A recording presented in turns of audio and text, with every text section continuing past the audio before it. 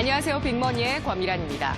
2031년, 지금으로부터 12년 후인 2031년부터 우리나라 인구가 감소할 것이다. 2016년 통계청에서 이 같은 자료를 발표했었는데요. 인구 감소 시점은 말 그대로 인구가 감소하는 시점을 이야기합니다.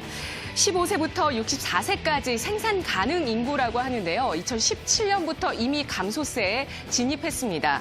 유럽의 주요 국가를 보면 고령층이 인구의 14%를 차지하는 고령 사회에 진입한 이후에 10년에서 20년 정도의 시차를 두고 나서 생산 가능 인구가 줄어들기 시작하는데 우리는 생산 가능 인구부터 줄어들기 시작했고 그리고 지난해부터 고령 사회에 진입했습니다. 고령화에 저출산까지 겹쳤기 때문에 이러한 현상이 나타났는데요.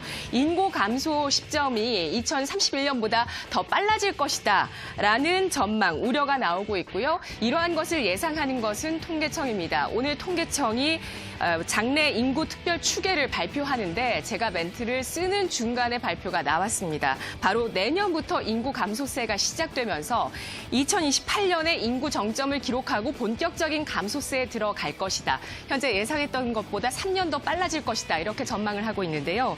1월 인구 동향을 보면 출생률과 혼인 건수가 역대 최저를 기록했습니다. 1월 전년 대비해서 두 자릿수의 혼인 건수 감소가 있었고 출생아 수는 38개월째 반등의 기미조차 보여주지 못하고 있습니다. 지난해 전체적으로는 합계 출산율이 0.98명, 혼인 건수가 25만 8천 건을 기록하면서 역대 최저치를 나타냈는데요. 요즘 세대들이 경기 둔화로 인해서 출산과 결혼을 좀 안 하려는 세태도 있지만 사실 1980년대부터 있었던 이러한 산하 제한 정책으로 인해서 1983년부터 급격하게 인구가 줄어들었습니다. 1983년생, 지금 우리 나이로 37살이고요. 주로 출산과 결혼을 담당하는 30, 40대에서 급격하게 인구가 줄어들고 이들은 출산도 결혼도 또 하지 않습니다. 이들 인구가 윗세대보다 크게 적다라는 점이 현재 인구 감소의 모멘텀이 되고 있는 것인데요. 정부는 다음 달부터 전담 태스크포스를 구성을 하게 되고 올해 상반기 내에 종합적인 방안을 마련할 예정입니다. 인구 구조 변화가 과연 사회와 경제에 어떤 영향력을 미치게 될 것인지 그리고 대응 방안이 지금 중요한 시점인데요. 노동력을 대변하는 인구수는 곧 경제력을 이야기합니다. 내수 시장을 형성하는 것이 인구수이고요. 아시아의 중국이나 인도를 봤을 때 이러한 인구수는 경제력, 으로 대변이 되는데요. 하지만 우리가 지금 살고 있는 시대에서는 인구 감소가 GDP 하락을 곧바로 의미하지는 않는다. 이러한 공식이 유효하지는 않다라는 시각들 나오고 있습니다. 인구가 감소해도 GDP가 올라갈 수 있는 방법 알아보겠습니다. 생산 인구 감소 시점의 특징부터 보도록 하죠. 이때는 실업률이 올라가게 됩니다. 일단 수요 위축 충격이 있기 때문인데요. 이것이 어느 정도 진정이 되고 나면 실업률이 낮아지면서 시간이 지나면 결국에 기업들이 인력을 구할 수 없는 인력난까지 일어납니다. 독일에서 인구 감소가 공론화됐던 것이 1910년대였는데요. 1930년대에는 이 민족 사멸에 대한 공포까지 있었다고 합니다. 실제로 독일이 생산 가능 인구가 감소하기 시작했던 때는 보시다시피 1998년부터였고요.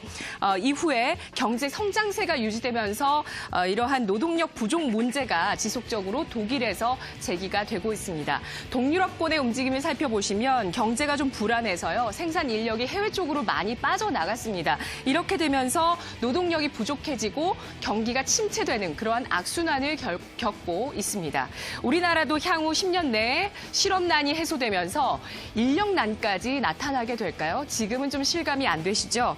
경제 성장세를 제한시킬 수도 있습니다. 만약에 인력을 구할 수가 없는데 정말 인력이 없다 하면은 성장을 할 수 없겠다라는 것이죠. 특히 고령화로 수요가 빠르게 늘어나고 있는 의료보건 쪽이나 젊은 층의 인재가 많이 필요한 제조업, 첨단 제조업 중심으로 노동력 부족 현상이 예상되고 있습니다.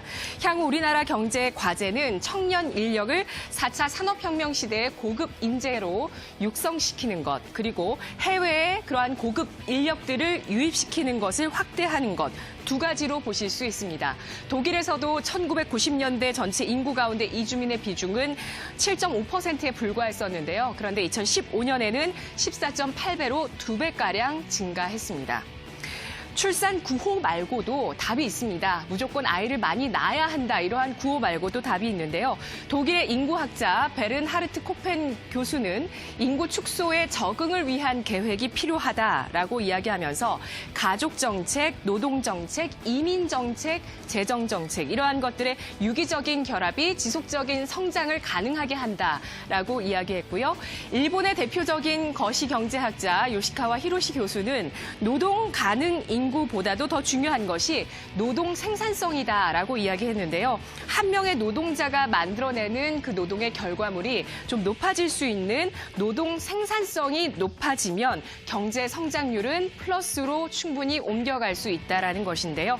노동 생산성은 주로 기술의 진보가 나타날 때 급격하게 뛰어오르게 됩니다. 종합하면 인구 감소 시대에 우리에게 필요한 것, 그것의 해결책은 바로 교육과 로봇, 스마트 팩토리 같은 SI 기업들이라고 보실 수 있겠는데요. 교육주 가운데 4차 산업혁명 육성과 관련되어 있는 종목은 멀티캠퍼스입니다. 삼성 계열의 교육 관련 업체인데요. 삼성 교육도 잘합니다. 이 여타 기업들의 이런 IT 교육 역시도 담당하고 있는 것이 멀티캠퍼스고요. 이것으로서 안정적인 실적을 보여주고 있는데요. 이 밖에도 모멘텀이 있습니다. SSAFY라는 삼성 청년 소프트웨어 아카데미. 이전에 좀 많이 말씀드렸던 것 같은데요. 이것이 2018년부터 2019년까지 사업 규모를 봤을 때 475억 원이고요. 지난해 매출에 70억 원이 반영됐고 올해 약 40억 원의 매출이 반영될 것으로 예상되고 있습니다. 중장기적으로 이러한 모멘텀이 이어질 것으로 예상이 되고 있는데요. 5년간의 총 사업비를 바로 지난해 10월 31일에 결정했었는데 그 규모가 4,996억 원 규모라고 합니다. 외국어의 서비스라든지 지식 서비스, 외국어 서비스, 지식 서비스를 담당하고 있는 것이 바로 기업 교육 사업부인데요. 이것은 안정적인 성장세를 보여주고 있고 이러한 SSAFY라는 모멘텀으로 인해서 올해보다도 내년에, 내년보다도 내후년에 이러한 관련 매출이 크게 증가하는 추세, 이에 따라서 중장기적인 주가 상승이 가능할 것이다. 시장에서 기대를 하고 있는 바입니다. 정부와 서울시 그리고 기업 간의 유기적인 이러한 움직임으로 인해서 또 정부에서는 이노베이션 아카데미를 만들어서 관련한 소프트웨어 인재를 육성하겠다라고 하고요. 이러한 문제는 비단 우리나라의 문제뿐만 아니라 이미 AI 관련 인재가 많은 미국이라든지 중국에서도 강력하게 육성을 하고 있고 일본 역시도 마찬가지입니다. 22일 정부가 로봇 산업 발전 방안을 발표했었는데요. 로봇 산업 글로벌 4대 강국으로 도약하겠다라는 계획이고요. 5년 안에 로봇 산업의 시장 규모를 지난해 기준 5조 7천억 원 규모에서 3배가량 높은 15조 원으로 확대시키고 1,000억 원 이상의 로봇 전문 기업 수를 현재 6개에서 20개까지 확대시키겠다라는 계획을 발표했습니다. 제조업에서 또 서비스업에서 로봇 관련한 확대시키고 보급하겠다라는 계획을 갖고 있는데요. 오늘 상장된 현대오토에버, 현대자동차 계열의 SI 그룹 계열사입니다. 바로 IT 서비스 업체인데요. 2017년에 진에어가 이 공모주 청약에 수요에 5조 원 이상의 자금이 몰렸는데 그 이후로 처음으로 이 관련 기업, 이 기업 현대오토에버의 자금이 몰렸습니다. 그리고 오늘 공모가 대비해서 현재 2배가량의 시세를 분출하고 있는 모습이고요. 관련주 다시 한번 정리를 해보겠습니다. 로봇 관련주 유진 로봇, DST 로봇, 로보티즈, 로보로보, 로보스타, 삼익 THK, SPG 등이 있고요. 스마트 팩토리는 SM코어, 포스코 ICT, 삼성 SDS 등의 종목군들 최근에 고점 경신 종목도 많이 눈에 띄고 있습니다. 이 시각 주요 경제 뉴스 고은별 아나운서입니다.